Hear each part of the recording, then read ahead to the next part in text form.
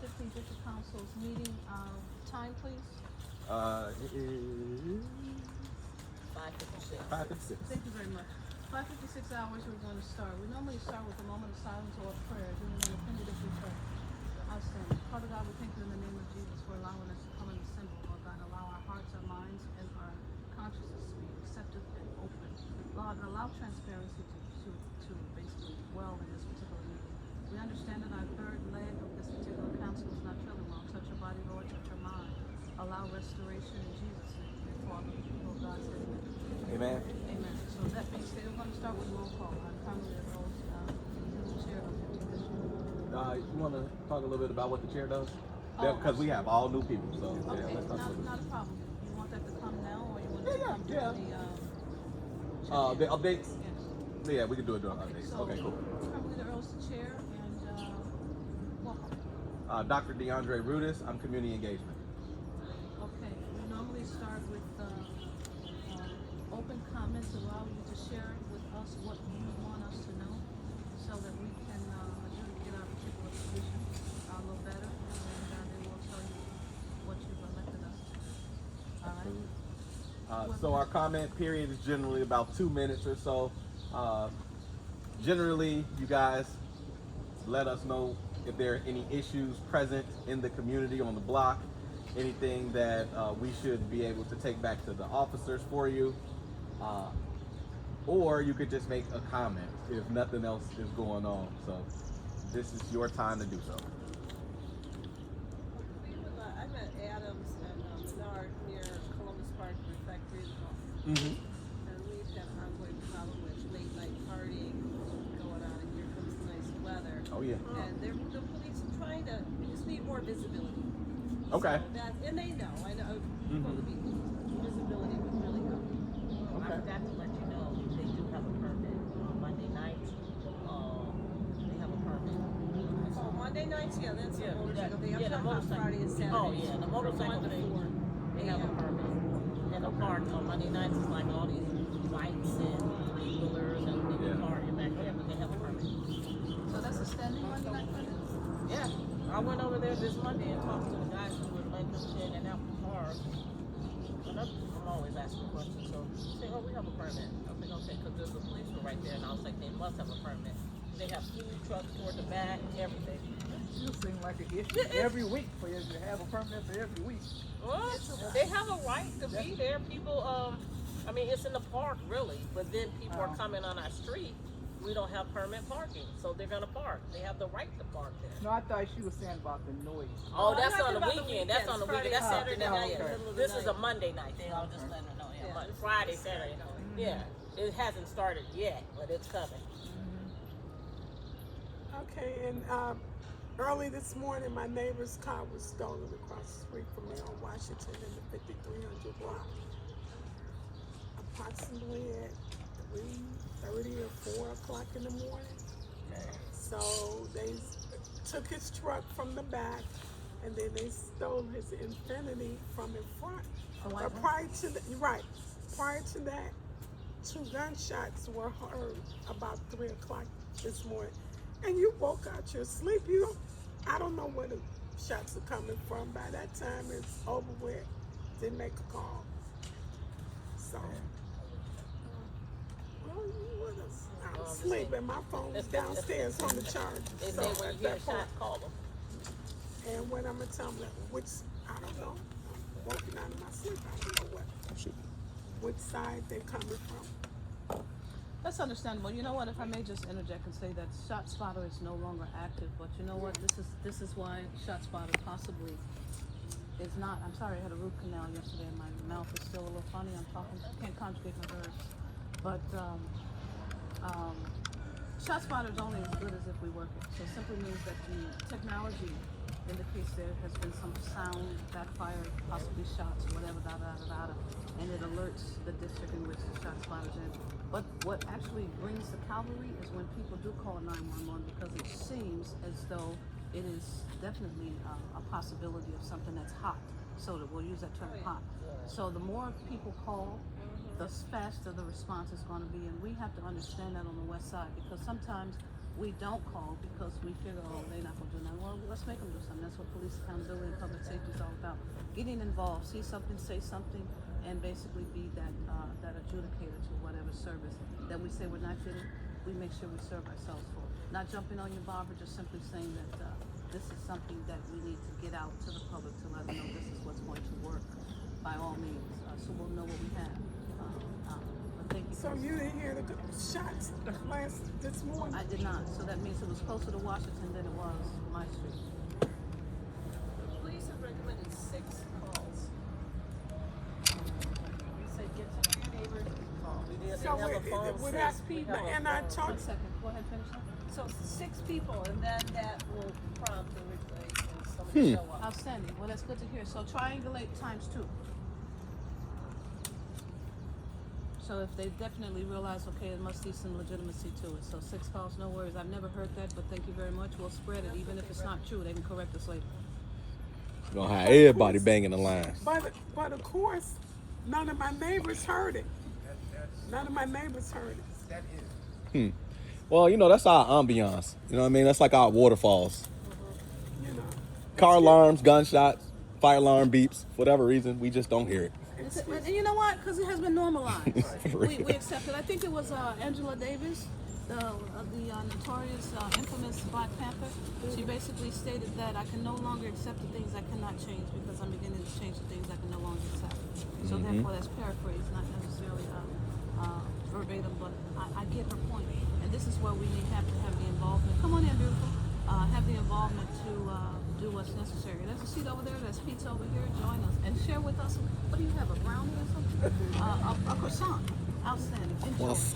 So that being stated, this is how we get involved. This little conversation right here. For those that are not atheists, the word says if one can put 1,000 to flight, imagine what all of us could do right here if we just bonded together and do what was necessary. Yes, ma'am. Go ahead. When she was saying that the neighbor still doesn't hear or they might not hear, but what we do, Keely lives next door to me, but our block club, we have I'll call her. Even if she didn't hear it, I call her to tell her I heard gunshots. Call. She calls Uncle Joe. Uncle Joe call. That's how we do it. So then that way, they did recommend that one day at the captain meeting to say 6 or more. So we just kind of do that. So you want me to call you at 3:30? I have no problem with that. Right, You know we what? don't Here's the care. interesting part about it. As long as you're calling me something that's regarding safety, because watch this. If we're going to play with that, just like you heard shots on your block, they could be moving to mine. So you just gave me a heads up. Something wrong with that. Yes, sir. I got an issue here.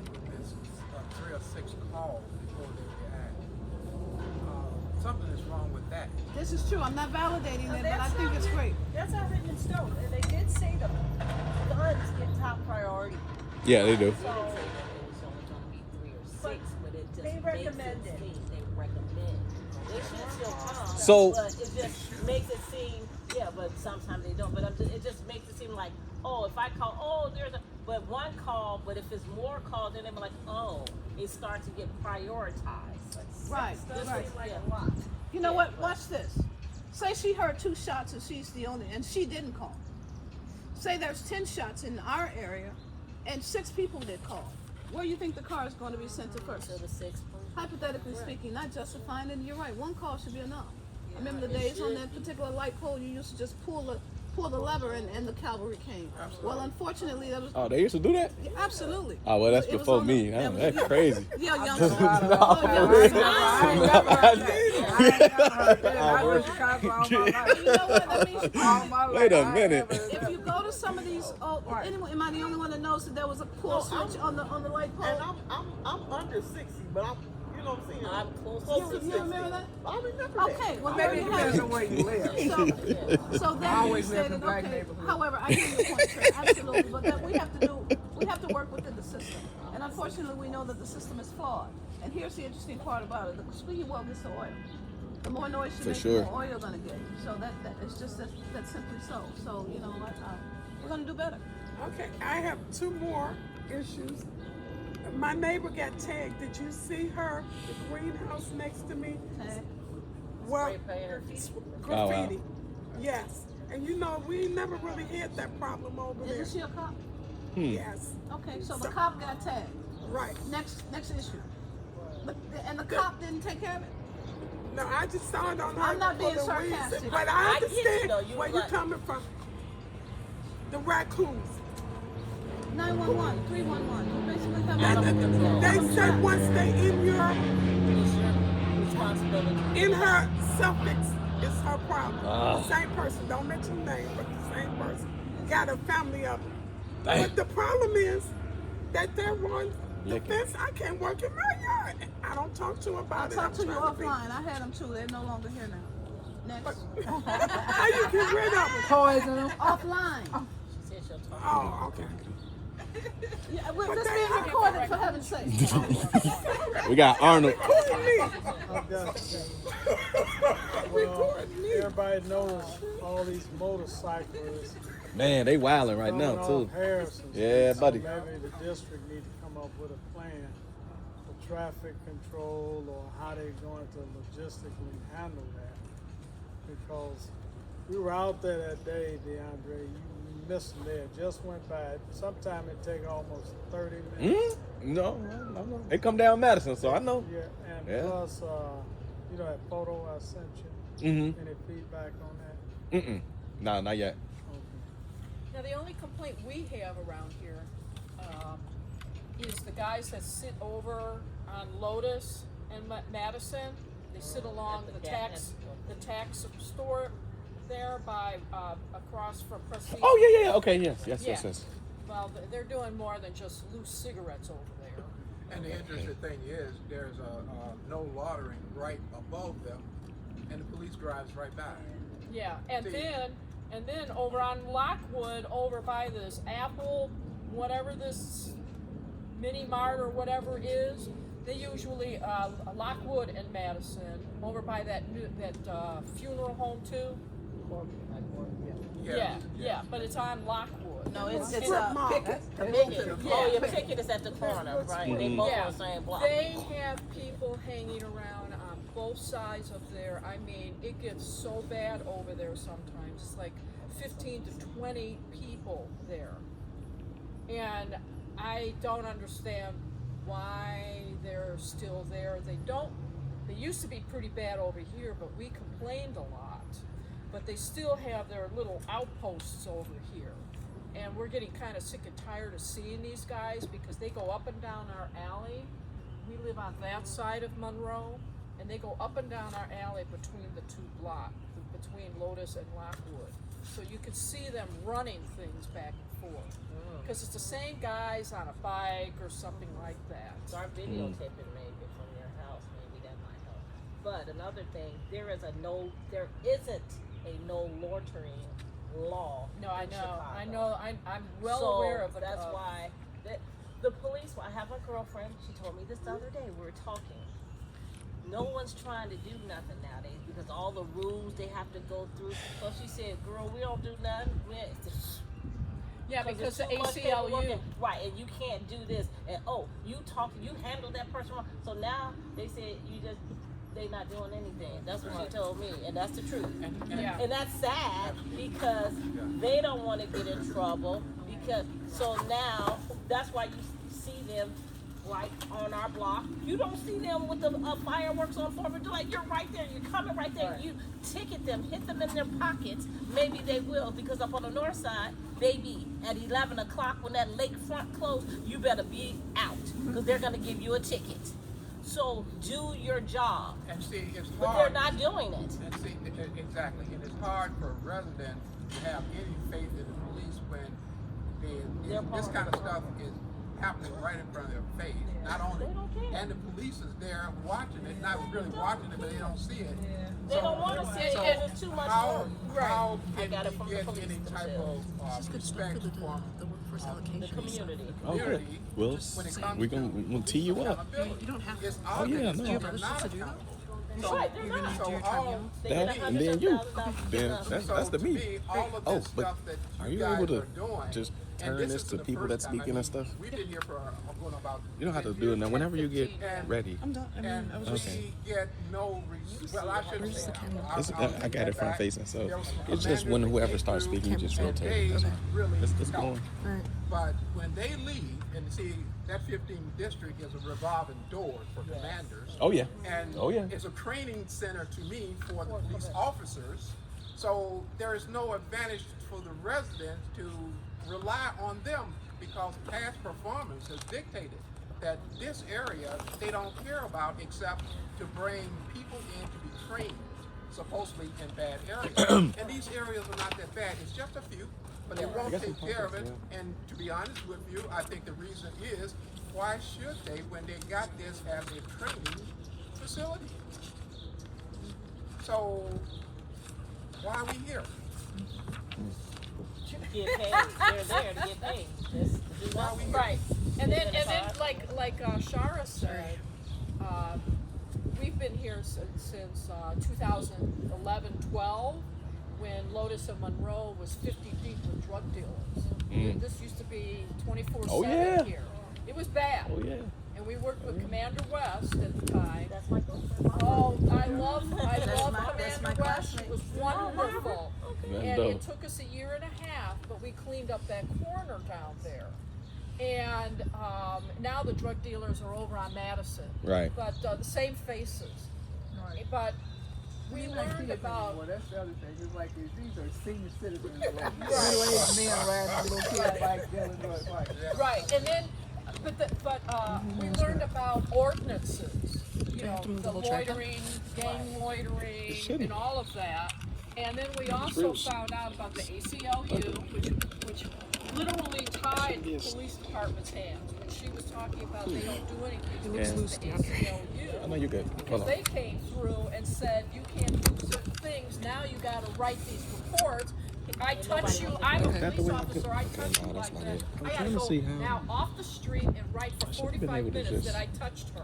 Yep. That kind of the whole stuff. tripod So- Yeah, They're not doing just move it Right, out. and then, And on that's top what of it that, evolved to, because of what they used to do, it evolved to that, you know. and then on So, top of that, in 1999, a guy that the drug dealers hired to bring a case against the city of Chicago went all the way to the Supreme Court about police officers. Remember, they used to throw them up against the fence. I Oh, mean, yeah. we used to watch that all the time. I'd be I smiling. used to get thrown up But against the fence anyway, too. Sometimes it's Yeah, how but you but Yes, I they did. but they went to the Supreme Court about it. And the minute that the Supreme Court says, well, they need to make better laws about loitering and things like that, that kind of also tied the hands. And of course, the guy that brought the case to the Supreme Court disappeared. The drug dealers paid him off.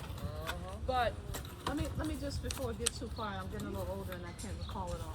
You asked the question as to why we're here. We're here for the same reason that you guys, ladies and gentlemen, are talking about advocacy. Squeaky Will This the World, aka advocacy. You're advocating for a safer environment. Barbara West, to your credit, you just talked about that what happens when the community and the police work together. The collaborative effort begins to clean up a lot of things that's happening.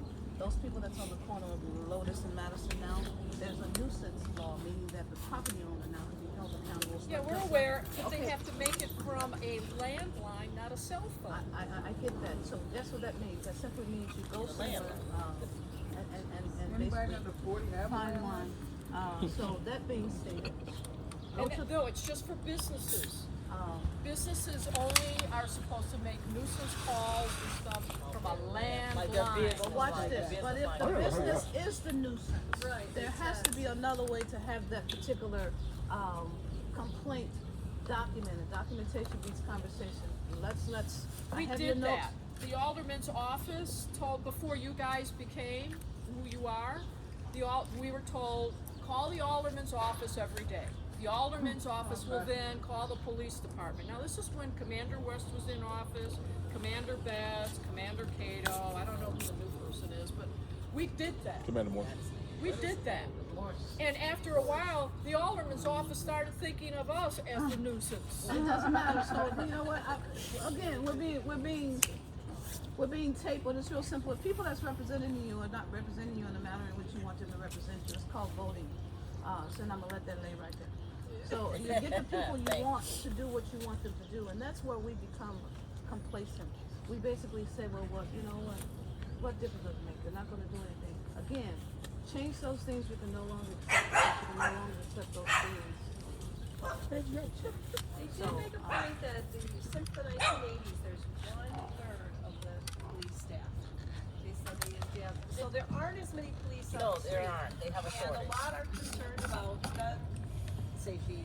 Yeah. So it's. Can I say a lot of this conversation really revolves around something that we were actually having a discussion about at what's called a quarterly, where we as district counselors come together to discuss the issues that are coming from our community members inside of the meetings, where all 66 of us come together and talk about them. Workforce allocation, which is where the young lady was starting to go, and some of the issue that we are experiencing now with lack of beat integrity, a lot of police movement.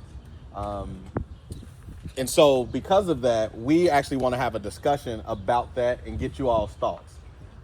So I know, like I said, a lot of this conversation seems a bit rooted in that.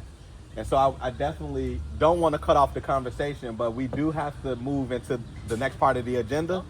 And then when we get back to that, I'm sure some of these same sentiments will be raised as we talk about this workforce allocation. Is that okay?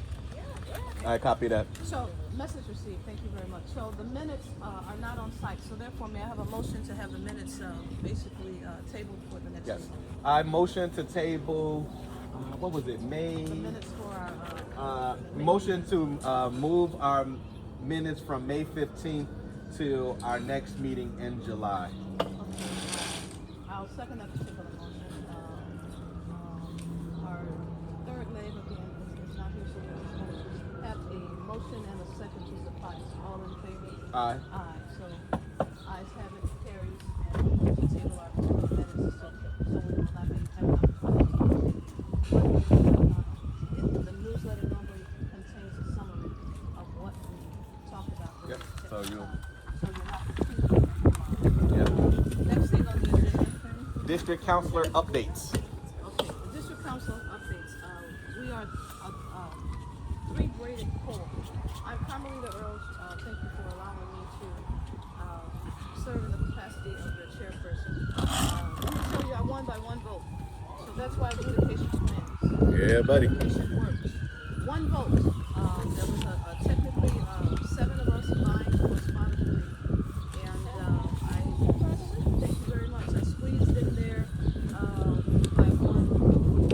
So that particular point, as a chairperson, I'm basically the glorified secretary to do what's necessary. You know, it's just like the chair you're sitting in. I always use this analogy.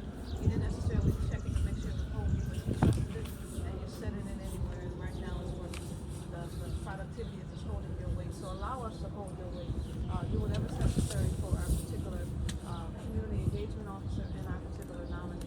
More than just pushing paper, but it's also just making sure that if whatever there's, you know, the meetings to make sure sergeant of arms do whatever's needed. But you guys are such a great tool to make my job very easy. But sometimes we have some people that, you know, sometimes think this meeting is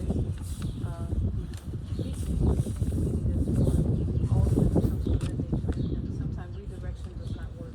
So thank you very much for allowing us to be 2 years into our particular 4-year term. And by doing so, it allows us to hear you. We're nothing more than vessels. Make us do our job. I believe a young man by the name of Barack Hussein Obama said, make me do what I'm supposed to do. Some of us you don't have to make. We're here because we want to be. We're definitely not here for the money. So therefore, we're here because we want to be, and we live in this area. I live right down the street, around the corner from McGoffins, long in Washington, and around the corner from her, between Madison and Washington. So I live in the area and share the same concerns in which you have, and that's why we're doing what we do. So that being stated, whatever you need, let us know.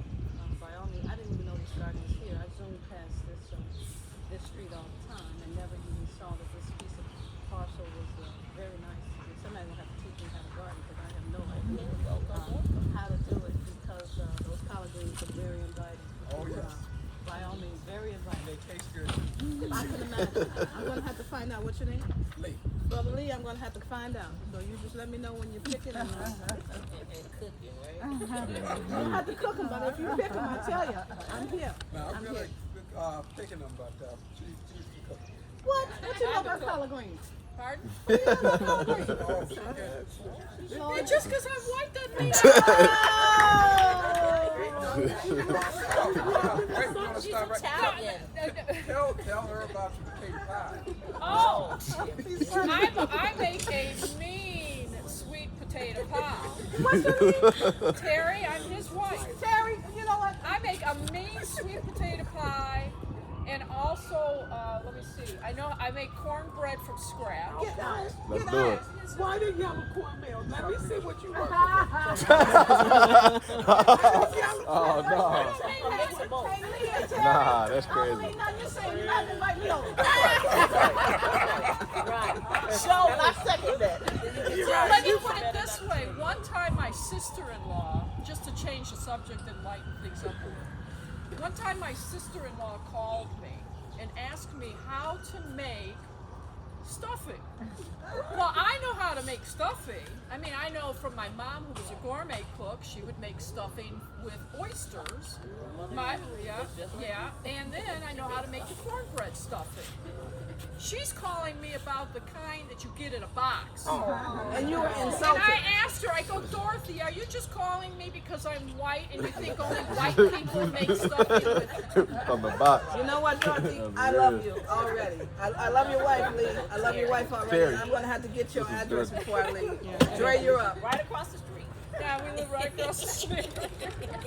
All right. So I'm Dr. DeAndre Rudis. I'm the community engagement specialist for the group. My role is essentially like facilitator of communication between the community and the police department. Also, I make sure that I keep communication with the community via this newsletter, via the YouTube videos that we record monthly. So if you ever can't join, you do have at least this option or that option. Also, I have a public safety survey here. We've put this in place since we got elected so that we could track how we are doing. Hopefully we were making some progress right at the end of these next 2 years. When our term is up, we would love to see that. So if you want to fill it out, please do. Also, I hold this contact card, which during our meetings, there are some folks that don't like to speak publicly because we have officers present. And so if that is you, or if you have something you would like to share and would like to do that anonymously, these come directly to me. The other thing that I do is keep track of a resource, how would you call it? Like, yeah, like a resource database. You were talking about different ordinances and things like that. So in our meetings, when they come up, for example, somebody talked about noise complaints, somebody talked about trespass affidavits. So I go and find those things and I put them in that resource hub. Also, the newsletters are contained in there as well as other things. What else? I think that's really it. I'll get to this. I'm gonna get to this right now, actually. So I do want to explain the district council real quick. So we were elected in 2023, but that came after years of fighting, trying to get some form of civilian-led police accountability. When not even Rekia Boyd, when Laquan McDonald was killed by Chicago police officers, and then the whole cover-up happened, and that whole lid got blown off, you had a couple groups that were already working on their idea of what civilian-led police oversight would look like, and that just furthered their rationale behind having it. And then in 2020, you had George Floyd happen, and then that in and of itself created enough energy to where those two groups came together to form what they call Empowering Communities for Public Safety. That is an ordinance that created two civilian-led oversight bodies. So at the hyper-local level, you have the district counselors. So there are 3 of us, as Councilor Earls mentioned. But not just us 3, there are in every district in Chicago 3 members. So in 2023, 66 newly elected people took office. Our role, again, is to host monthly meetings to make sure that the community is informed and updated about ongoings in police, make sure that we understand what the concerns are as it relates to public safety as well as police accountability. We take all of that information that comes from these meetings and whatever one-off occasions we may have with one another, and we take it to and give it to the commission.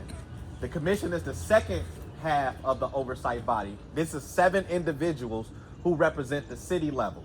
These 7 people, because our nominator isn't present, are put in that position through the nominators. The nominators are the people who create the apparatus to put those people in the commission.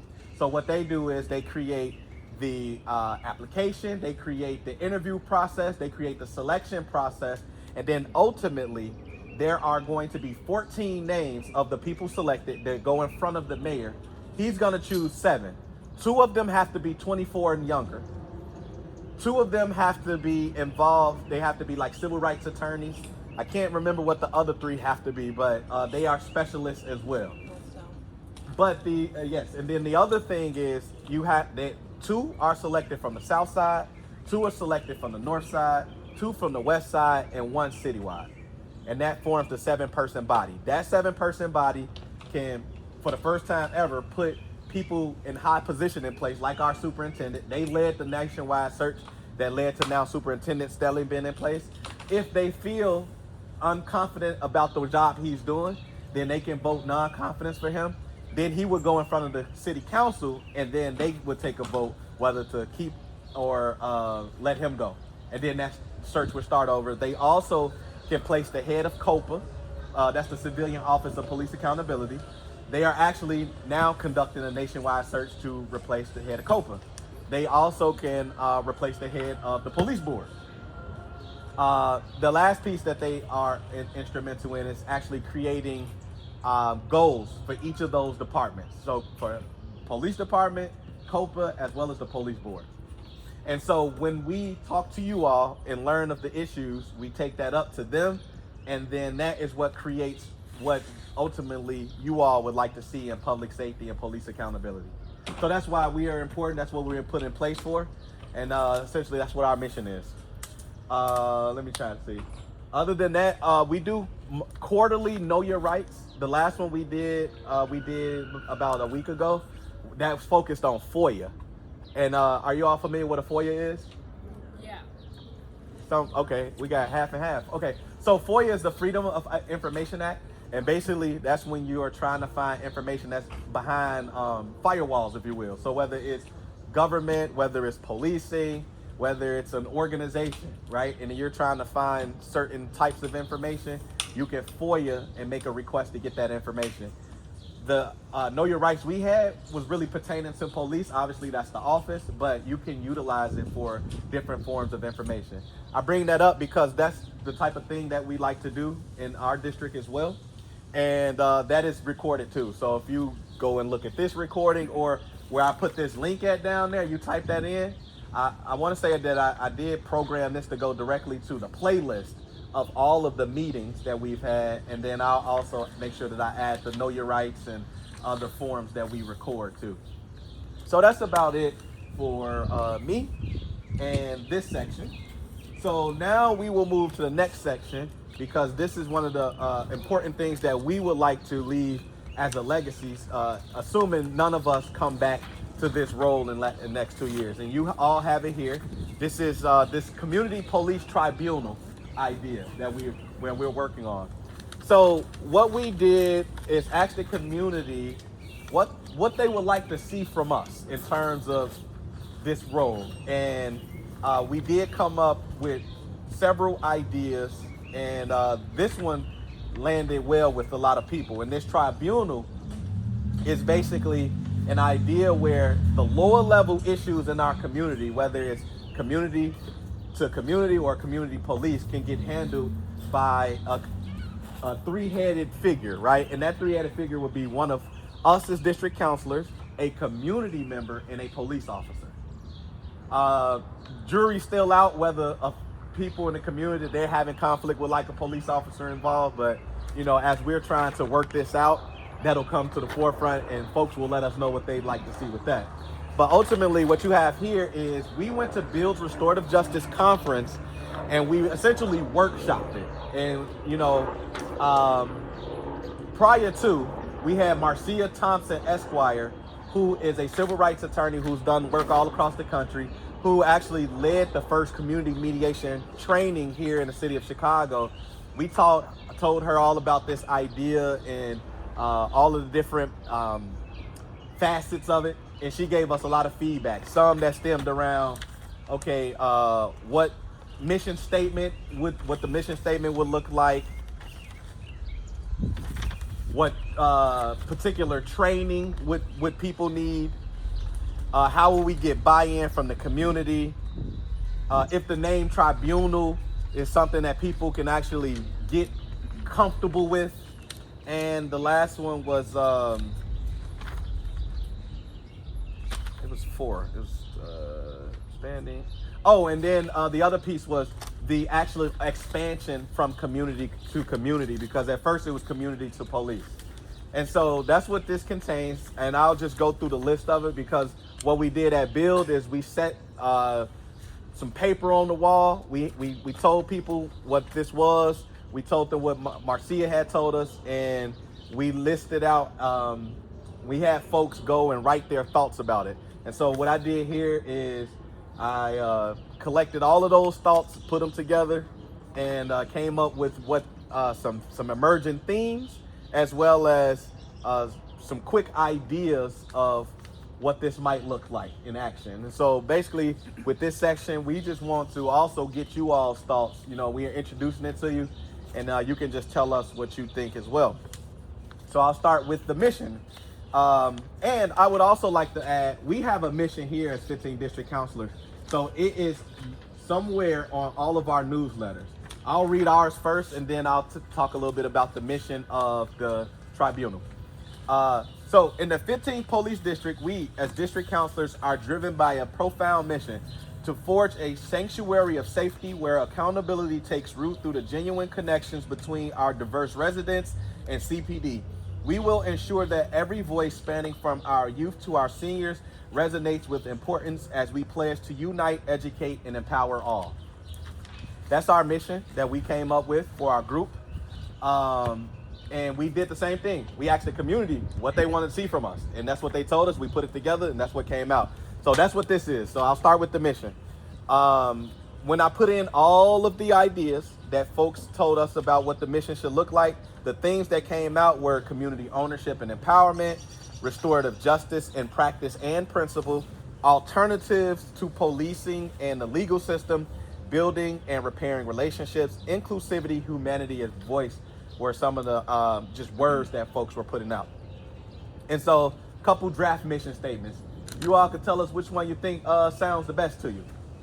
So, to empower our community to resolve conflict through restorative dialogue, mutual accountability, and healing outside of the court system and led by the voices of those most impacted. To build a beloved community where all residents, youth, adults, and elders collaborate to resolve harm, restore trust, and keep our neighborhoods safe through non-punitive, inclusive processes. To provide a restorative alternative to policing that strengthens community relationships, centers shared humanity, and offers pathways to healing, accountability, and peace. And last, to foster a community-led process for addressing harm rooted in empathy, empowerment, and justice, where every voice is heard, every conflict is a chance to heal, and every block becomes a space of peace. So out of those 4, what do you all what resonates the most with you? Like, if we were to create this idea, where would you like us to go with it? Number 2? Yeah, you want to like just we're gonna just check it. But actually, hearing it all together. Yeah. I suppose that if you put, like two of them. Okay. Well, which 2? So I love, like I said, I love number 2. Okay. But then also too, I like number 3 with it also. Okay. But I'm So have 2 and have 2. Okay. So what are you all thinking over here? 4? Okay, we got. I like number 2. I'm really concerned with the word non-punitive. Is that what you're offering? Yeah. I mean, but that's that was one of the word choices that folks had on their little sticky note. folks said they was adamant it was non-punitive. This particular tribunal is not for egregious complaints. This is for something that could be settled, such as I come, I'm the officer, whoever, and I come to Dorothy and I may have cuffed her for whatever reason, and then all of a sudden I let her go because there was no probable cause for anything. So she feels as though the cuffing was a little, excessive, and she wants to have an ending, meaning a resolve to that. So that would come to this space instead of her choice. Right. But if they both mutually agree to have both in some form of mediation, then the tribunal would be that apparatus we talked about, that venue, that conduit to allow both sides to have whatever stated and resolve here without it going to a criminal like situation. Yep. I like 3 and 4, okay. And we'll probably workshop this at 2 more of our meetings before we actually come to a final conclusion. So, yeah.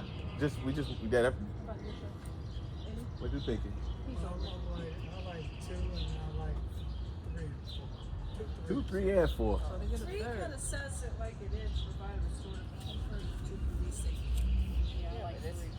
Okay, we I got like 3. 3, 2 and 3, but 2, 3 3. is really like. Oh, them fractions good. You should just I'ma put add it- them up. I'ma add them up. You got a couple thirds and a Yeah. Right, same thing. nobody okay. picked one. That's All right, I interesting. like 3. Well, 1 is kind of.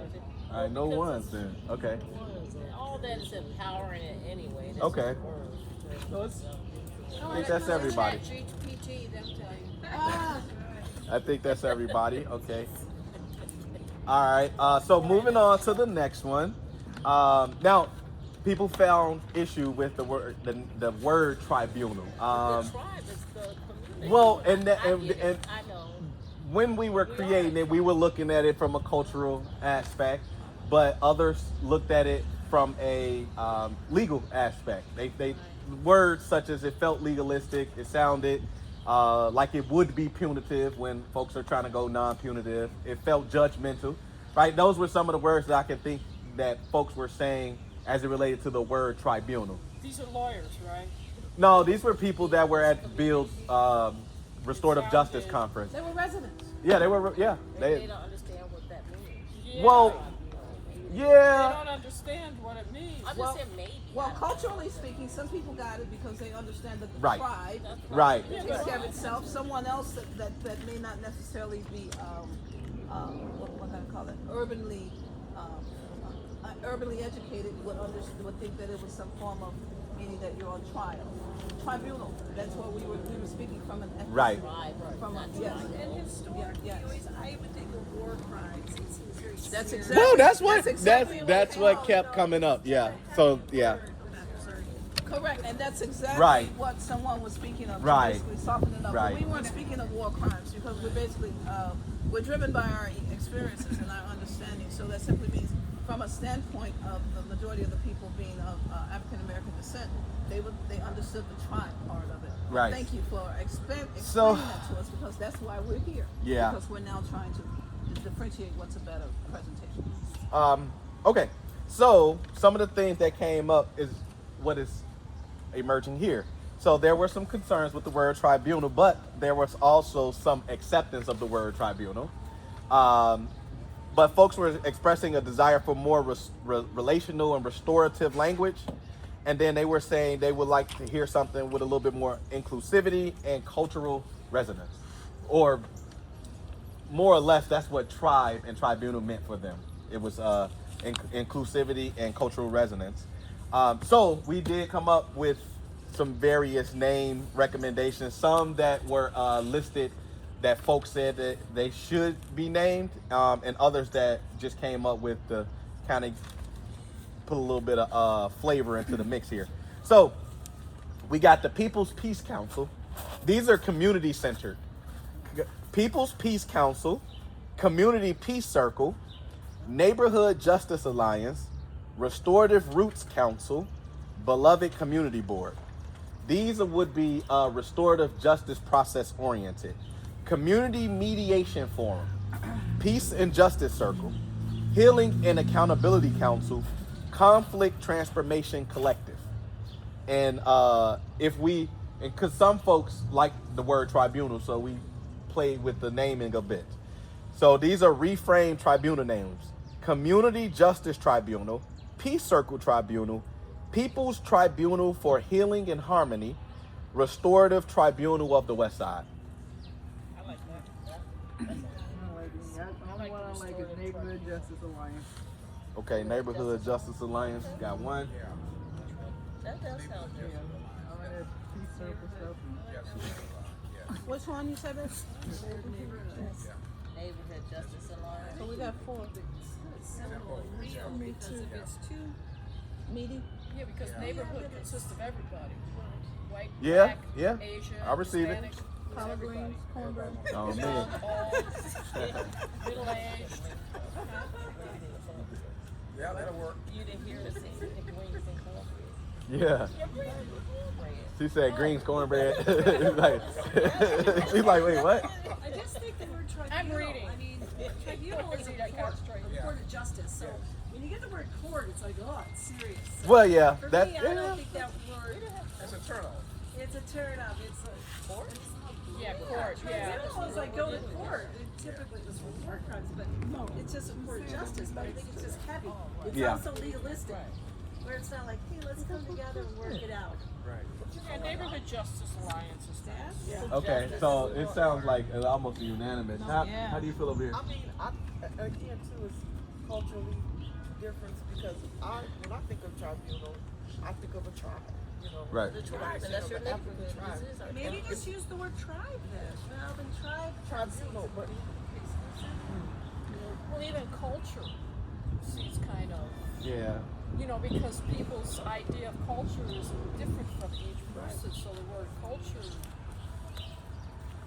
So, I like neighborhood. Looking Yeah. at It sound, it, I mean, it Neighborhood almost Justice sounds. Alliance. Yeah. Yeah, it speaks for itself. It's Okay. NJA, All right. good acronym. No- There's a difference between tribe and tribunal. Yeah, for sure. They're different. Yeah. Tribe is a beautiful word, although some people say, oh, politics are very tribal. They can be. It's very, exclusive. You're in a tribe, Yeah. you're not. Noted. I'm gonna move to the next one because I really want to give space for Anna, and I don't want to hold you all past too long. So yeah, right. So yeah, they're using 90 minutes. Yeah, but somebody was. So no, that's all good. It's all good. It's okay. My bad. I will say, DeAndre, I've already decided I'm going to make it up for you in July by paying for the pizza in July. All right, bet. Cool. So cool. Thank you. I know that I was late. I will. No, we mess with you. We mess with you. No, Anna. but It's all good. There's only 3 males here. Damn, that's true. So, All right, don't my worry. bad. I'll see you in Okay. July, DeAndre, All right. with pizza. That's tribunal. Okay, keep going. Oh yeah. All right. So look, we have So when expanding to community conflicts, these were the emergent themes. We were trying to figure out, like which issues should be handled if we go to community route. And so this is what this what had come up.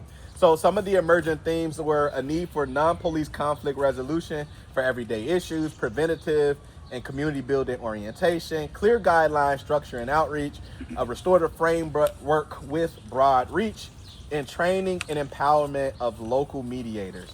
And so, I feel like this one, I'm missing. Anyway, so this one was folks felt like we should expand the scope to include neighborhood level issues like noise, pets, parking, and cleanliness. Also said if we could develop clear eligibility guidelines and some sample templates that can support consistent conflict resolution. We should partner with churches, schools, and businesses to promote understanding and engagement. We should establish a network of trained resident mediators at the block level. We should use the Justice Alliance to facilitate community goals like cleanups, resource sharing, and garden initiatives.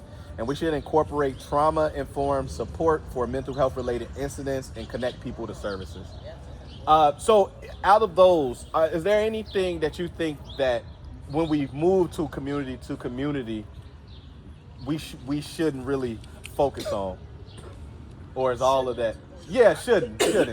Yeah, should not. Yes. I mean, because I saw, like, when I said establish a network of trained resident mediators, there was a little bit of a, yeah, so to that, right? Like, I mean, if it's unnecessary, you feel like it's unnecessary, let us know. Yeah, that one. Okay. Okay. Yeah, because Establish a train network. Yeah, just because I'm Shara's neighbor doesn't mean that I like her. Okay, I receive it. So, you know, she may not listen to me then. And I'm well familiar with that. Unnecessary is using a tribunal to facilitate community goals. Hey, There's Lee, so you gotta many go home, man. agencies that do that. Right. You don't need another one. to Take do that it. one off. Use tribunal to facilitate. Yeah. Okay. I'm not mad at that one. So Okay. we took off number 4 and 5. Yeah.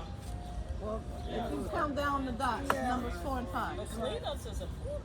Yeah, but there's so as many- Maria was saying, we have Yeah, so but many see, organizations that does It's that. almost like a repeat of expand to include Yeah, I neighborhood get it. issues like, Yeah, that's you true. know, That's true. it's like a repeat. Yeah, but that would be, for example, when folks would come before the whatever the name will be, they would bring those pet issues, those cleanliness issues in front of it.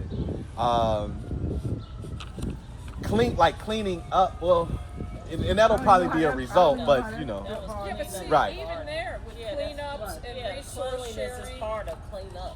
Yeah. Right. but you're repeating something that a lot of people. but we already could, do. yeah, and we could lean on resources to help That's whenever right. those Yeah, issues you're come up. repeating something Right. that's- Okay. I think that came about because some of the neighbors were saying that there's a difference between a homeowner and a renter. Right. It's called buy-in. It's called buy-in. Oh, a rental? It's yes, a renter. It's called buy-in. So what may be important to me as a homeowner is not necessarily a priority for a renter. Right. As So leaning in versus leaning out is something I learned at this symposium, because they said sometimes Yeah. you can lean in, and instead of just coming accusatory or strong or always being sarcastic, maybe it's like, you know what, can you do me a favor? Can we plan a street cleaning without the city having to come? So now you get a chance to have their ear. You're forging a relationship, whereas they realize, okay, well, I don't have to get out of my car and empty my ashtray and all this other nonsense. I'll take it in the house. So, Man. and since I have the floor, let me also say that in block clubs, Velda Bruner in 15th District is the block club coordinator, and if you need some assistance with that, she'll be more than happy to give you a template. Block clubs, now there's funding available at your alderman's office, whereas everyone, for crime purposes, are taking that money and also putting a little with it and getting a ring device. At least if you start at the end of the blocks, you're catching what comes in and you're catching what comes out. So this is what that advocacy and that collaboration is all about. So cleaning up starts actually with the mind shift.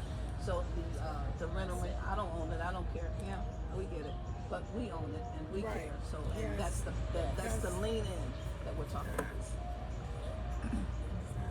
Okay. Any other thoughts of anything that should get extracted from this before we move on? Now, what is the garden initiatives? What would that be? That's so broad. What do they mean by garden Garden. initiatives? It's in number 5. Right, we didn't write it, but what Yeah. we did was wrote down a lot of stuff I that just, people had yeah. on the paper. Yeah. Good So when, question. yeah. I'm sorry. That's okay. Yeah, when we were there, we asked them what would they like to address, and you know how those things go. Sometimes people just put whatever they like to put on the paper. Like they looked at the headline and just started putting stuff. So again, it's just like, okay, we'll try to figure it Right, out. we didn't want to censor it. We just put it down, and we're just going gotta to figure it out. do that listening tour to find out exactly what's important. Yeah. Yeah. Right.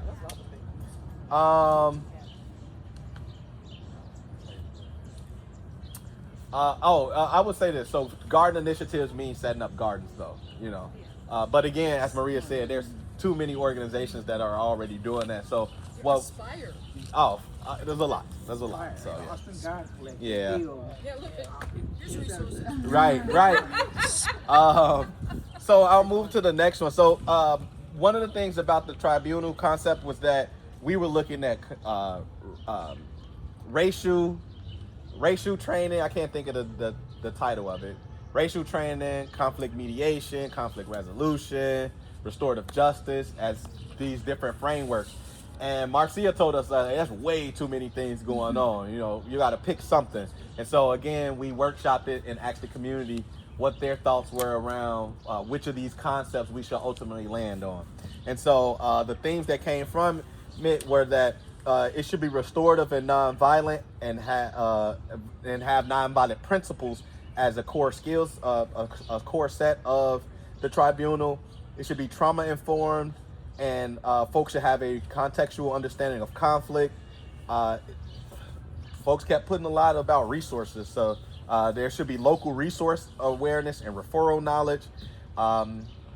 Folks should have practical conflict mediation and facilitation skills. There should be some civic literacy and rights awareness and cultural healing and relationship building.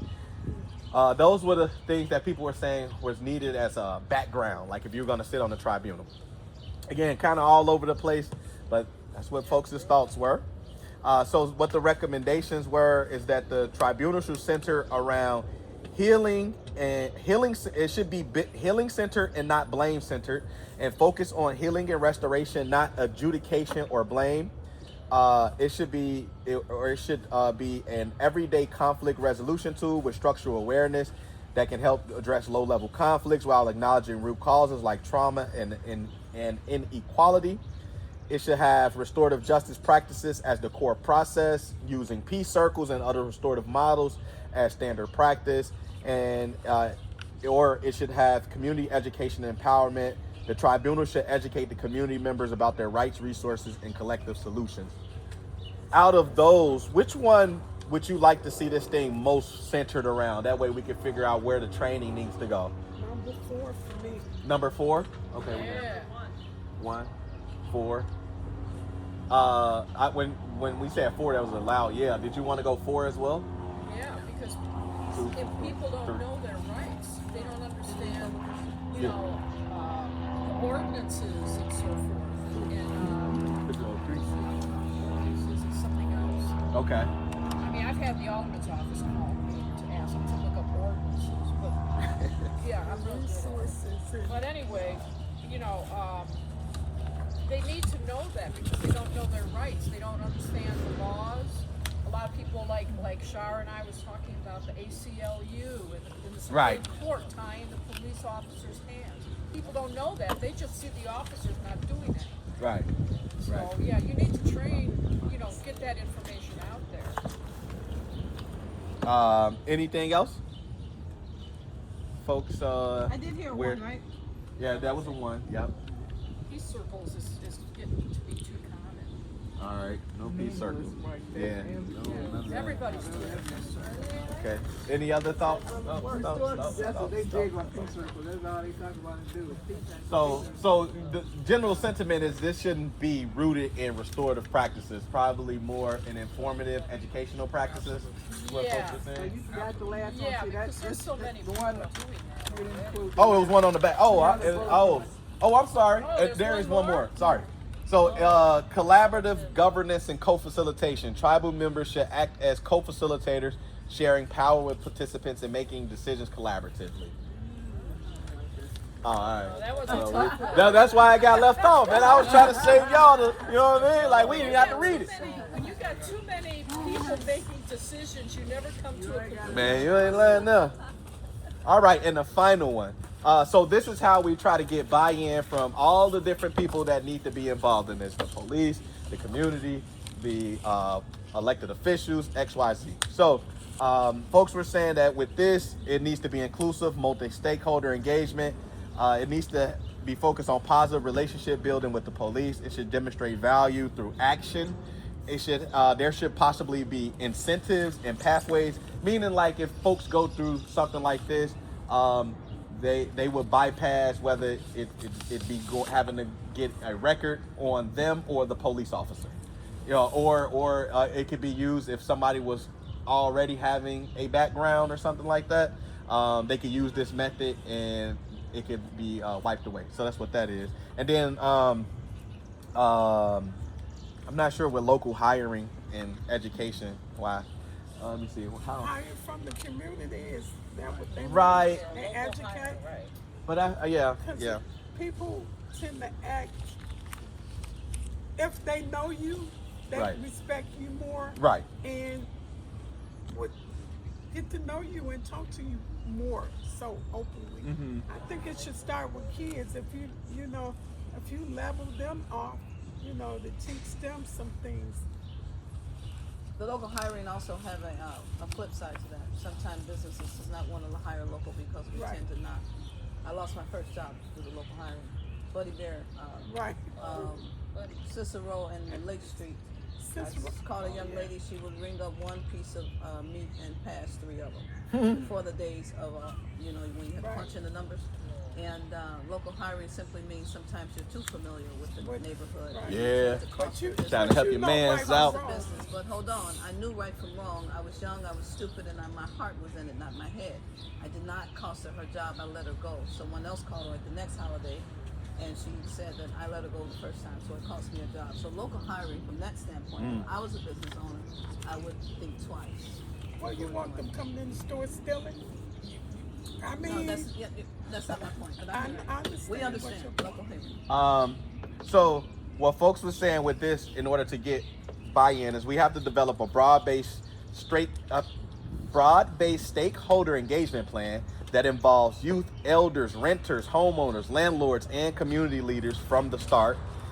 We have to position the police as partners, not controllers. We have to train and engage police in non-enforcement roles that foster healing and accountability. We have to launch a public pilot and share stories. We have to host open tribunal sessions and use storytelling to show real-world impact. We have to incentivize participation with tangible benefits, things again such as offering education credits, diversion opportunities, or employment in restorative roles. And we have to invest in visibility and education campaigns. Use local venues like gardens and whatnot, and ambassadors to spread awareness and encourage involvement. So that's what folks were saying, how we can get the most buy-in. Out of all of those, is there anything that you think is just like, let's leave that off the table? Change the word elders to seniors. Okay. All right. The elders to seniors. I don't know. I like the word elder. I ain't gonna lie to you. The elders is like the main people, not just the knowledge. I think about the knowledge. sage. The I think elders about we're like, the Example. tribe, Yeah. we're the tribal Well, I'm not African- an elder. Well, okay, well then you don't be the elder. Yeah, you're not. oh, You're not an elder yet. yeah. Right. All right. So this whole thing with this position police is part-time. Yeah. So, Position police is and part. then who's gonna they go through training now, don't they? And I guess I was thinking Not restorative just, training. No, just they had a conference in Chicago this past weekend Uh-huh. on professionalizing law enforcement community engagement training. So I don't know if that's just a whole thing that You they're know about trying that? to do nationwide. Okay. Well, it was at the guy. So the conference was, I think, in McCormick Place. So it was, they were officers from all over the country, and it's some kind of community engagement training. Oh, what's so, that? Is that NACO? NACO? No, That's it's not called NACO. right? Placet. P-L-E-C-E-T. Placet. P-L-E-C-E-T. Oh, okay. Professionalizing law enforcement community engagement training. Huh. Interesting. Yeah, well, That's new. Yes. We got some Googling to do. Yeah, on the real. That's new. That everybody didn't go though. Yeah. Any other thoughts? In addition to storytelling or the replacement of it, we need to be more data focused. Data focused. informed Okay. community. In addition to storytelling, data focus. Okay. Yeah, we're gonna chat GTP our way out of this. That's all. I know That's all. storytelling so popular, but That's all. it don't really resonate well with me, storytelling, because storytelling That just kind of... GPT comes in handy. Yeah, we're gonna get up. Okay. All right, so that is all. Thank y'all for workshopping that with us. Again, we're probably gonna do this at least 2 more meetings. I believe in the power of 3. And then we're just gonna take what we have, we're gonna put it together, and then what that'll be? What's 3 months from now? July, August, September, October. So in October, we'll talk about where we end up landing. But again, with all you signed up, you'll get our email, and that email will contain what ended up coming from all of this. Okay, so we are at 7, but I would like to ask you how many minutes you need. Let's do 5. Okay, we just need a few more minutes of your time to kind of go over this workforce allocation study. Do we have questions to ask them though? I mean, it's up to them. I don't Yeah, feel terrible. But so we're gonna present it. If you have the opportunity to answer some questions to get your thoughts about workforce allocation, by all means, we'd like to get it. But you know, if time is of the essence, we understand. The only thing that's really important to know is that there's not a lot of transparency about how CPD makes its decisions for deploying officers across the city and across the district and the beats and so many things, right? So there is a consent decree on police reform in our city, and part of the consent decree on police reform says that you need to do a workforce allocation study. So CPD is deep, well, not deep, they're like in the phase 2 of this process that have a workforce allocation study. This is, CPD gave this to us. CPD wants you to know that they did lots of talking to people, and when they talked to lots of people, they came out with like a bunch of reports, and then they have this idea. So these things explain the reports, and then they came up with this thing that everyone's not sure how to feel about. But based on feedback from the community, this is the next to the last page here, CPD members, and we're back here, CPD members and national practices, so those are the 3 main reports that came out. CPD is proposing 3 foundational elements of community-focused policing. They want to focus on heart set. They're part of the communities they serve. They want to focus on mindset. They've got a lovely acronym for respect. And they have this idea around skill set, that officers need to build their toolkit. So they're trying to make this happen. They're trying to say heart set, mindset, skill set is something that all of the officers are going to have. And that's what they learned from the reports. I have a QR code so you can read the reports. But I think the most juicy thing that they want us to do, see, these are the QR codes, so you can see the 4 reports if you want to see the reports. It's a lot of reading, but you might like it. Okay. Oh, sorry. I go fast. Sorry. Oh, yeah. Sorry about that. Gosh. Okay. I didn't chew it up. My name is Anna Mangahaus. I work for the Community Commission for Public Safety and Accountability. My role there is project manager for the district council.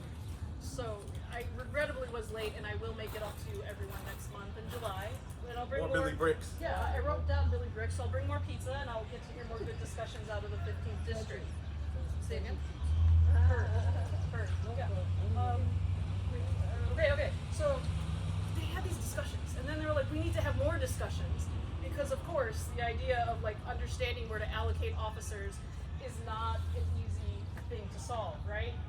So you have the patience for it, because I started hearing you say locations and things like that. Questions 7 and 8 are the juiciest questions, because they say when CPD is not answering 911 calls, what do you think they should be doing? I also have pens, but I see some of you with pens also. So there's a list of ideas here, but this is just like a starter list. Like this is not, this doesn't have to be your list. So please add the things that you want to add to question number 7. For most officers in the department, their primary responsibility is responding to 911 calls for service in their assigned district. However,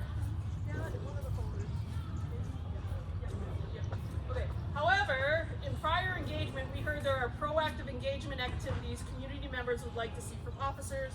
To further inform how CPD addresses this feedback, what activities should officers prioritize when not responding to 911 calls? Okay, so do their job, and then write a little bit more. You can rank these 3 things, and you can add more things. And then my job is to take all of your feedback and then put it into the survey, so that CPD can hear what the 15th district cares about. Rank our top. Yeah, but also add more. On this. Oh, I'm so sorry. 7 and rank them by most important. I mean, they really only listed 1, 2, 3, 4, 5, 6 things. I imagine that you probably think the officer should be doing more than They need more. three. What's most important to you? To be on the street more. beat integrity. Yeah, walking and biking around, because we remember. We have that. Yeah, so It's we're on there. Yeah. So yeah, you get 3 options.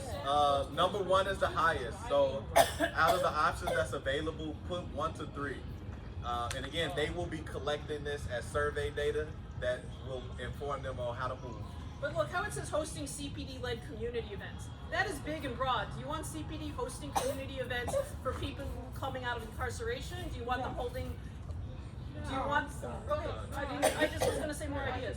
Do you want them to have more community events for young people? Do you want them to have more community events for elders and seniors? Do you want them to have community events for LGBTQ people? I don't know.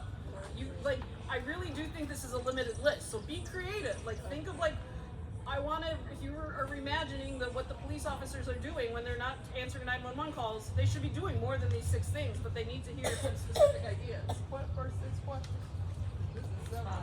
Top 3. Well, no, We broke them up? no, I was asking the 2 schools. Oh, okay. If you want to answer, there are more questions, but if you want to answer more questions, The rest of the you can. There's a QR code because there's really 10 questions. Are you sure? What is other other mine? What is my number 1? They're really intrigued. Okay, we're gonna move to the next question in 20 seconds. So please do that.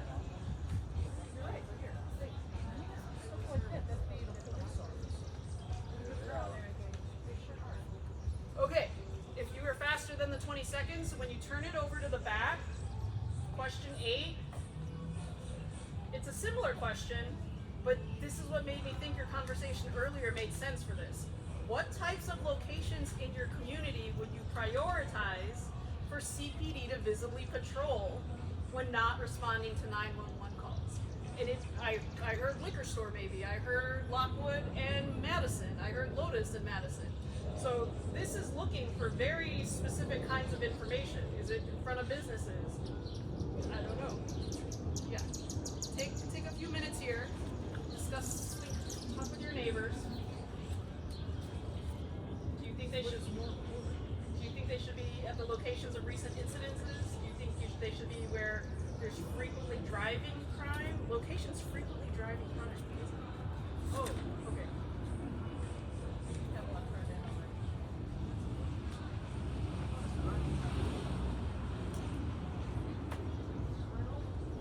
After these worksheets, we'll have talking questions. Be specific. I like that this person wrote a specific intersection. Or if you know your beat number and you can write your beat number and write specific, that's 5400 something or whatever feels accurate. Oh, that's our show out. That's an elder right there. Sorry. 1522 Elder. Yes. That's a new name. Okay, do folks feel like they did that? Yeah. Okay. So, question number 2, as CPD develops operational plans to put these foundational elements of community-focused policing in place, what are the outcomes from a workforce allocation study that CPD should be striving for? After the study is over, you're all done? I'll take this. What do you want the study to accomplish for CPD? I'll get it, Anna.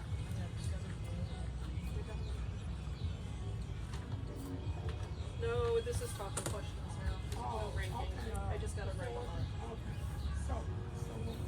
The question is, there's a lot of unknowns about how CPD does their work. So this workforce allocation study is trying to have conversations, look at data to help better understand how leadership at CPD should allocate resources. So considering that, are there any outcomes that CPD should be striving for? Cultural context. Okay. How it's related to economics. Thank you. And knowing where the spots are, I remember going to a meeting at the police station, and they knew there were 40 corners in Austin that sold drugs. So they know where they are. And yeah.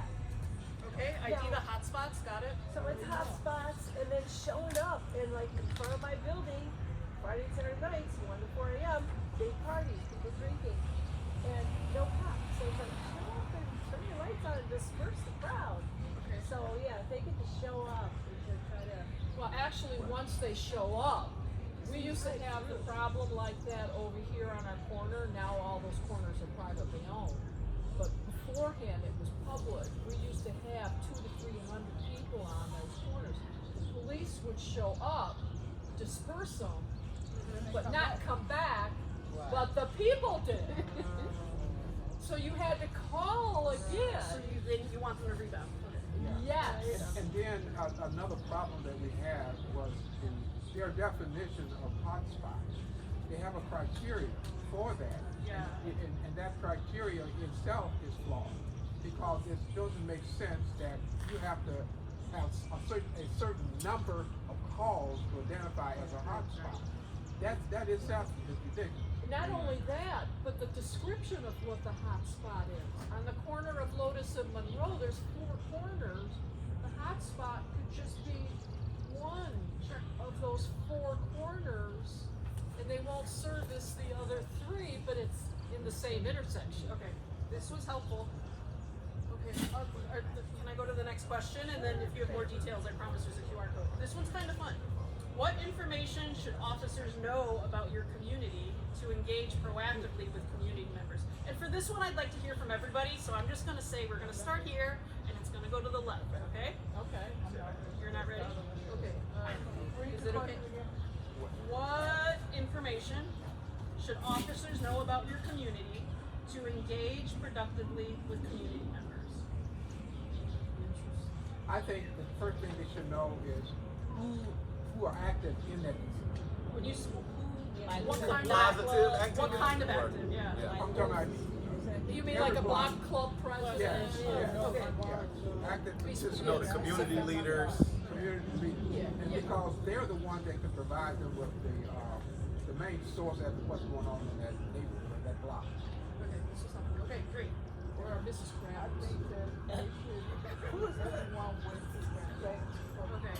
You know, I think that's what it lacking, if you don't respect the things that you're doing. And I agree, I totally agree. Okay. I'm across the dock, and I see it every morning on Central Washington, how they come through there with, you know, everything's a rush. If traffic is heavy, the sirens on, they rushing through.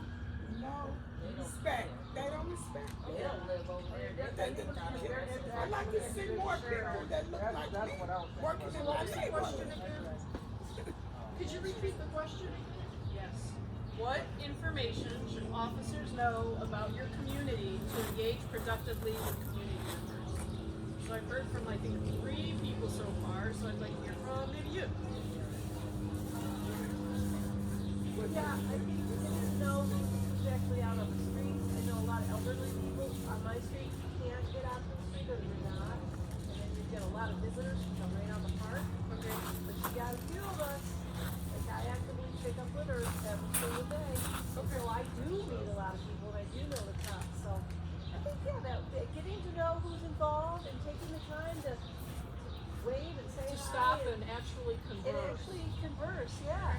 The only time they stopped me was when I was coming home. They wanted to know if I seen a gray car. Do your job. I live in the neighborhood. Am I gonna tell you I saw a gray car after I come from the corner? I'm walking home. Yeah. I'm not You're gonna like, I do saw that. 5 great cars. It's a great Right, car. right. Do your job. They almost ran me over. It's helpful. May I hear from you, please? I'm big on cultural context and the history of that, especially with the West Side and its history of, injustices within the police department. So they need, I think they need some kind of cultural training. Backing off of that, exactly. They need to be taught, trained, or whatever, that everybody, we're not all ignorant people. A lot of us, the majority of us, are educated and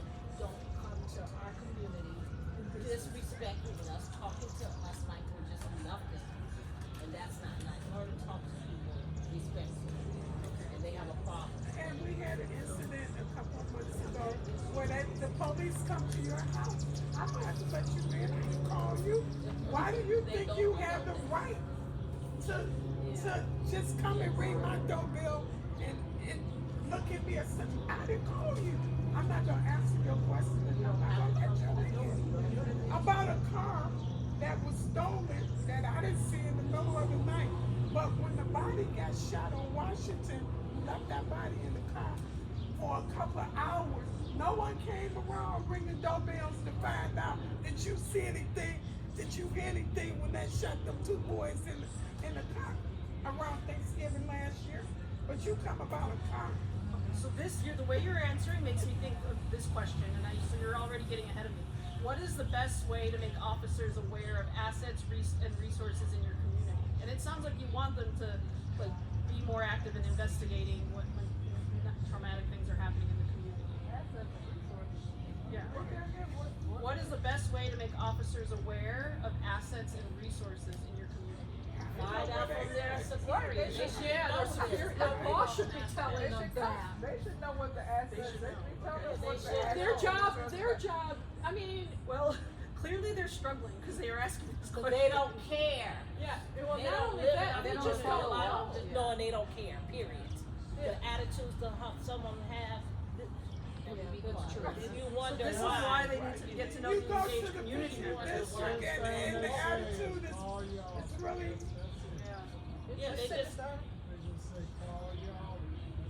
and they don't do nothing. They don't do I'm gonna nothing. give you a prime, can I just say, I'm gonna give you a prime example that happened on our block here several years ago, when this was still a pretty active street. Yeah. With the drug dealer. Wild Wild West, Little Willie Dale. Yeah. Okay. Early in the afternoon, a black family was driving down the street. A husband, wife, and I think like a teenage kid. The police stopped the black family, okay? Searched their car, searched the woman's purse and everything. This is what the police should not be doing. Trunk everything. I'm watching from the front of my window, from our front room. Later that day at 11:30 at night, I see police officers, white police officers, stop a van or a minivan full of white teenagers. You know what they done. You know what they were doing? They didn't even, they asked for the, again, I'm watching from the front window. They just asked for the driver's license, and they're laughing with the kids. Now these are kids from, and I know the city sticker because we used to live in Oak Park. These are kids from Oak Park coming into this neighborhood looking for drugs. At 11:30. But they didn't bother to search their vehicle, but they disturbed a family that was just driving With through the the child in the car. neighborhood. With the child in the car. Right. Well, this is what I'm talking about. Not respecting Right, us. that's what I started with treating respect. us any And kind that's of way. something that And should that's go, Yeah. reported, because that's how you change behavior. Yeah. Oh, we told Commander West. Yeah, we told Commander West. But if you don't have a badge number, what? Oh, The number another from the thing car. we noticed, the police officers, there's that little thing at the top of the car. That's what you're supposed to get. That they're That's supposed to yeah. show what the vehicle The beat number number? is. Yeah. That's They something don't proves drive in that around car. with that on top anymore. And they claims the reason they don't put the rectangular beat number on the cars because there's not enough cars to cover the beats, so therefore they're not. I don't care if there's one car. But you know who's out there on the street. Okay, what's the next question? What's the next question? Are you sure? Okay, yeah, this is the very last one, okay, but this one also, this is CPD's toolkit, right? So just, these are not the questions I think we wanted to ask, but we're trying to be good partners. Just hold on, alright? What types of CPD-led events would you be highly likely to attend in your community to build community relationships or connections between residents and officers? I'm gonna read some ideas, and if you like it, just raise your hand, okay? Okay. Would you like one-on-one relationship building with department members? Would you like to do coffee with a cop and coffee with a commander, or checkers with your commander? Is that one person? Yeah, I'd like to be. I don't even know who the hell. Put me down for checkers and checks. His name is Carlin Morse, and he's very personable. What? Being with, yeah, I'm a spades player myself. You know what I mean? Let me get that book. I'm one of them. Yeah, no, I like spades too. Okay. Resource fairs. How do you feel about going to resource fairs where there are giveaways and there's job fairs, food drives, health service fairs? There's a lot, not for us, but it's good for the community, for those who need it. Yeah, but you gotta spy on police hosting this. Yeah, the police will be hosting Yeah. this. Yeah. Would you go to that? No. How about other people? We've done that. Yeah. Okay. Nothing. Okay, I got more to share. Would you go to a youth activity or social event? Would you go to like sports leagues, like midnight basketball? They have Like that? fishing with and I'm taking my wife Yeah, I there. see TikTok where some officers are playing basketball. Yeah, that's cute. So more? Is it just 2 people or like what? Yeah, the group. Sports is good. Yeah, sports is good. I'm also a resident, so what I would like to point out is that if there is some, we're not trying to get any of their time, and a lot of that stuff is stipend, meaning that they're paid overtime, things of that nature. Oh, well, then no. We want to make sure that there's no monetary incentive. If it's truly the service that you want to render, then so be it. That you Let's wanna go. do it because. They don't Let's need go. no overtime. They don't do that Absolutely. anyway. Because When they do that, More than that. Just make sure it's not monetized. That sits and sleeps. And that they don't show up in How do you uniform. feel about adult social events like senior movie nights, dances, and field trips? That's good. Yeah. Maybe some of the officers could dance pretty good too. Okay, how do you feel about youth safety programs like drug and gang awareness prevention, anti-bullying, dating That's the violence? mindset. They need that. Well, they need to do that at Bill. They do that, but then they also can Hey, be. let me tell you, I was at Bill 2 weeks ago. Hold on, tell us in a minute. We're getting ready to wrap up. Last one. Last one. This is the last option. Adult safety programs like the ones DeAndre do. If it came from the police that they were Know Your Rights workshops, bike safety workshops, or car seat safety, or theft prevention, or fraud prevention, is that you be into that? Yes. Yeah, we did that. Empowering and teaching. Commander West did something like that. She even brought in the dog patrol. I see the big need is young adults, they're not going to a bar, they're going to these parties on the streets. Yeah. So we need something for young adults that is affordable or They pick need a more spot where centers they like can party, not in front of our places place. where they- So for them to it's go. the young adults that We don't need to seem to have rebuild an option. Madison into an entertainment Come district. on. Yes. Oh my God, I lived like a theater on that. I was so happy. Thank you, everybody. 15th district took its spot. We already do. Yeah, no, Yeah, in the SSA. Oh, If you guys want to fill out the survey, like if you have more ideas, there's a QR code here. So if it's okay. Repurposing. Oh, pass this out. Can I have a copy of it? I'm gonna, yeah, I need to. Yeah, read it and tell me that. I also want to say I didn't get all the email addresses, and it sounds like I'm very QR. So I want to make sure I have everyone's email address for counselors, DeAndre and Carmelita. My bad. Which one is what? Yeah, you had the. I seen it somewhere. Let's see. Oh, that was from May. That was from May, and this was from June. So about No, I want to read the report. Right, it's 2 different ones. This the stakeholder, and then this was the survey available. Yeah. Well, while Anna's collecting you guys' email address, I'm going to go ahead and move with the rest of the agenda, which is Okay, so we have no vote, so we'll move past that. I have to announce our next meeting date. It is. Man, listen. Ain't mad at you. Our next meeting will be second Thursday of the month in July, so that is July 10th. I think we moved back to the second, right? What's this? The second? Yeah. We did Yes. this Yes. June 19th. Yeah. Right. No, but Whatever. it's July. July 10th, and it'll be the 300 block of Lotus. There's a garden over there as well. Yeah. So that will be at another garden if you guys want to come check the competition out.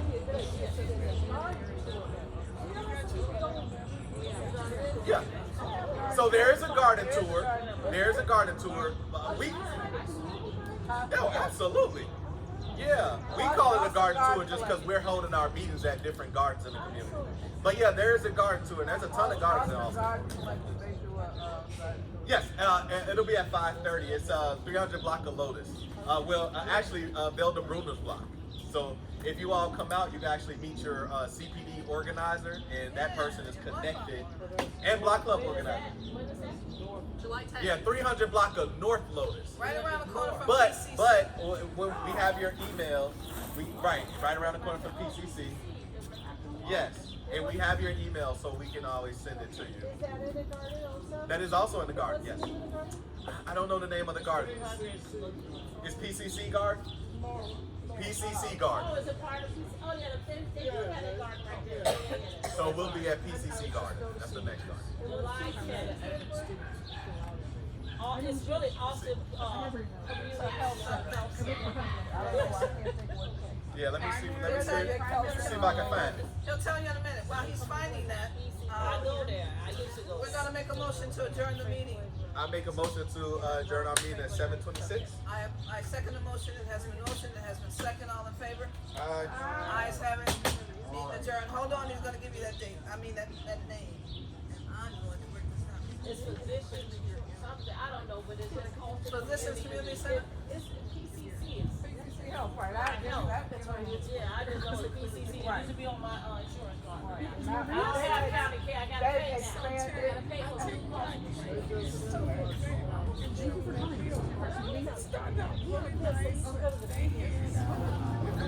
You could say, Yeah. man, it don't say.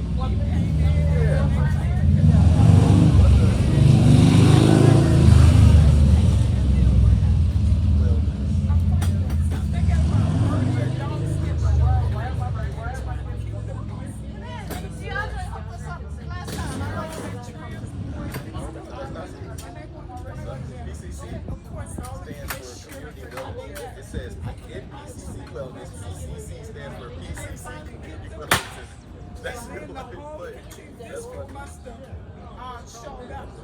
So, of course, That's up. We don't know what PCC means.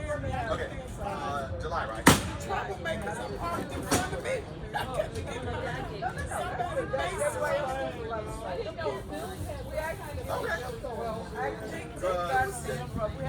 somebody Okay, yeah, I can do that. I saw it firsthand. Thank you, Arnold. They gave me pizza. I got 2 pieces of you all. That's another thing. When you just brought up an interesting thing, there should be something where 9:45. Alright, copy that. We'll be there. Thanks so much. how to resolve things. 6. I've seen parents take attitude where we had an Oh, issue with 7:26. some of the Close. kids Call it, yeah, 7:26. destroying some of the property Yeah. in the garden. Nah, we He went and talked to the mother. I The seen mother the video. took an attitude with It was, him yeah, instead of, 7:26. you know, trying to find out. So do they, Um, would they handle something? Yeah, he does them in it.